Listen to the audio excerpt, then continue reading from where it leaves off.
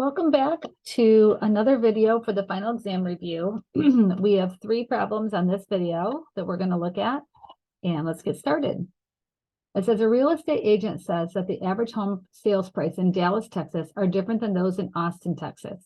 He gathers a random sample from each location. He finds that the average price for 50 homes in Dallas was $247,245 with a standard deviation of $22,470. Then he finds the average price of 50 homes in Austin to be $239,150 with a standard deviation of only $20,690.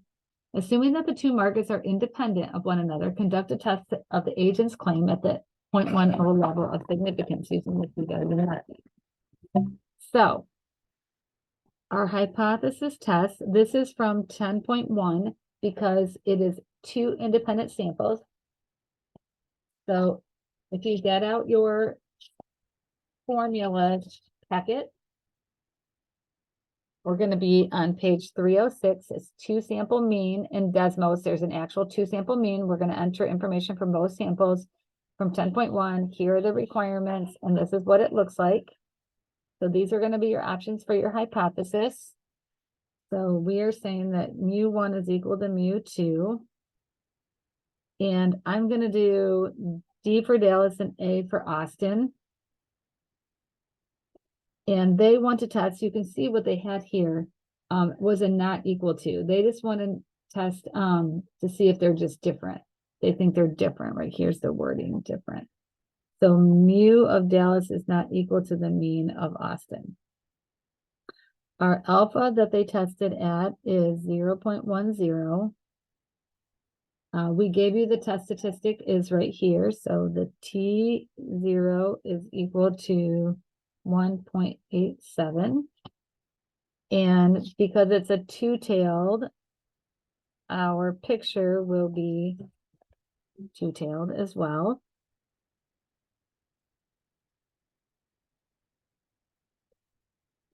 And so our p-value, which they provided here in this printout, is 0.064, and our alpha 0.10. It is less than, so we do reject H0.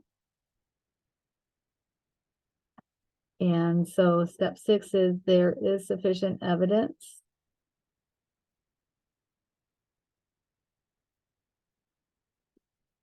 to support the claim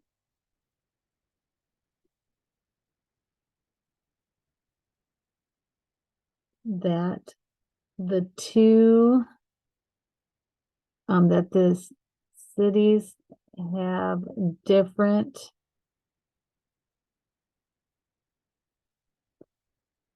home sales prices. So there is a difference between the 2. And that is number 15. Okay, we're going to move on to number 18. Number 18 says, assume that the populations are normally distributed and that independent sampling is occurring. So independent sampling means, again, we're working with 10.1. We don't really have a context here, but they want us to do a hypothesis test. And so not equal to, so our H0 is that the mean 1 is equal to mean 2. HA is that they are different, so it's 2-sided again. So our step 4 on our picture again is going to be a 2-tailed picture. And our alpha is at 0.10. And we're going to go to our Desmos program to put in our information to get the t-value and the p-value, the test statistic and p-value. So let's go ahead and do that. So our samples for both, our sample for the population 1 was 13, and the mean is 32.4. And the standard deviation is 4.5. Sample 2 was 8 in size. Their mean is 28.2 and standard deviation is 3.8. And then our mu0 is equal to 0 because we're testing that they're not equal. And then we are going to go down and do a not equal test. That's this one here. We can click on for the picture. And we see that our test statistic is 2.29.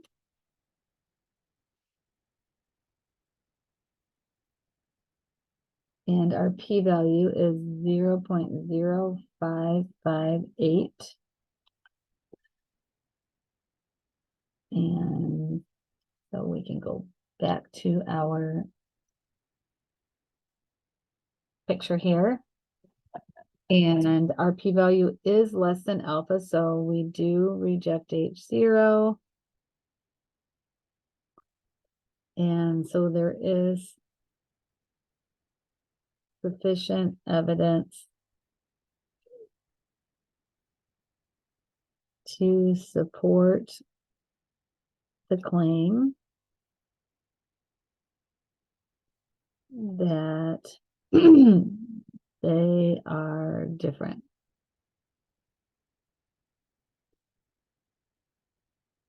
Now, part B says, what is the 95% confidence interval between the two? So we can just go back to our, the cool thing is everything's already in our program. And so we can go back up here and just click on the confidence interval and look at that. And the confidence interval is, the lower is 2.25 and the upper is 6.148. And their question with that is, does this interval imply a significant difference in the two groups?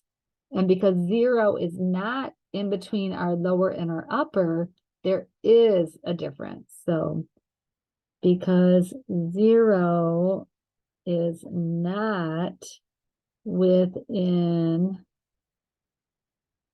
the interval, we can say there is a significant difference, which matches what our hypothesis statement,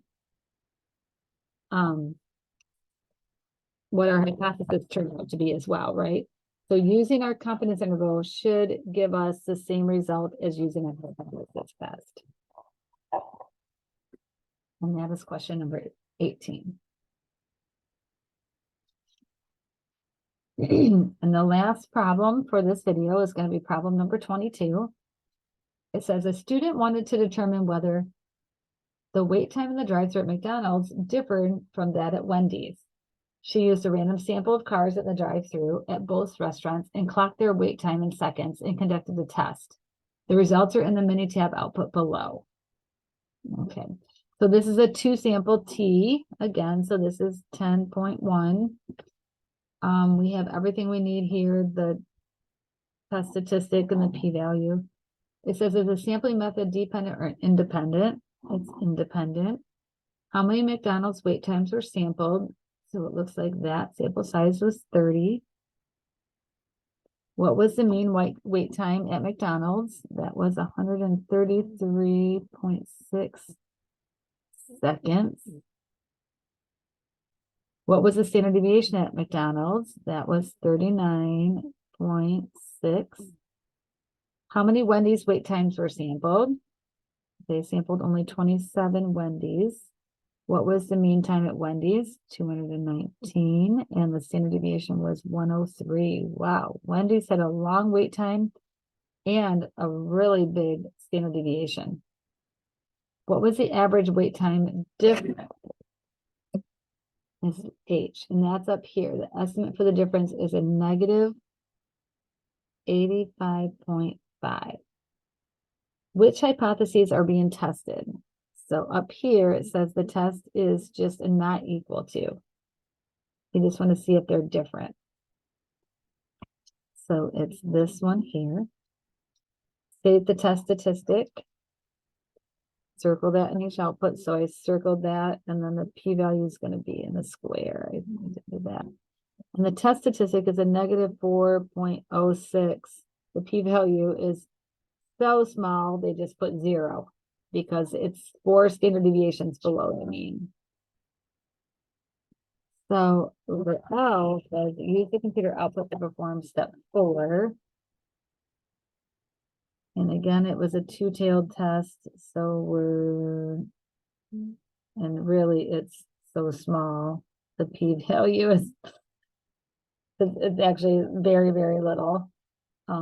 If the researcher set alpha at 0.10, would the results be statistically significant? So of course we're going to put our very, very small 0 p-value is definitely less than alpha. So we do reject H0.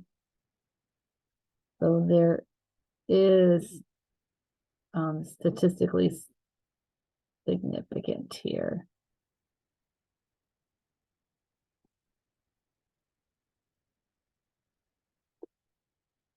And so if we do reject H0, then our conclusion will be there is sufficient evidence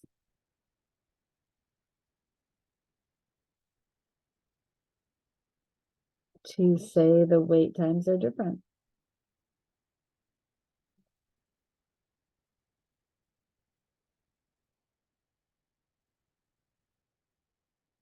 And letter O says, do the back plots of the data set support the results obtained above? And yes, I would say so. You can see that the wait time at McDonald's is very symmetric, except for a couple of outliers. And then the wait times at Wendy's are much longer and much more spread out. And that concludes this video for the review.